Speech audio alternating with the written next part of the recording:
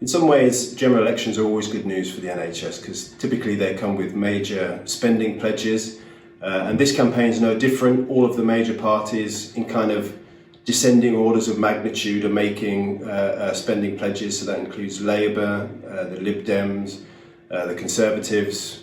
But on the flip side, often those spending pledges come with plans for reform or for new initiatives, and more often than not these are proven to be poorly thought through. So, for example, in this campaign, Labour has made some welcome promises on funding, but is also vowing to undo the internal market, kind of deprivatise the system, and that just conjures up images of another major reform and set of changes when the system is kind of just getting over and just getting out of that period of the last fairly unsuccessful reforms and the coalition government.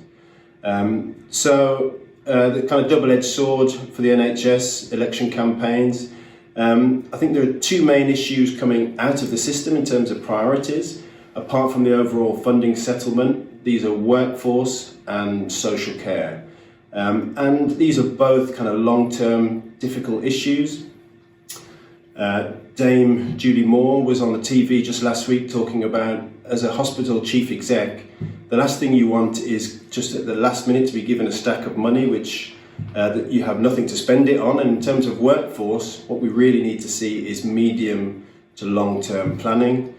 Finally, on social care, again, I'm not sure any of the main parties have demonstrated the kind of intellectual and political engagement in the problems of an underfunded and demoralised social care system and all the knock-on effects that has for health, housing and elsewhere. So I think whichever government we have after the election, those are the issues that they need to be focusing on.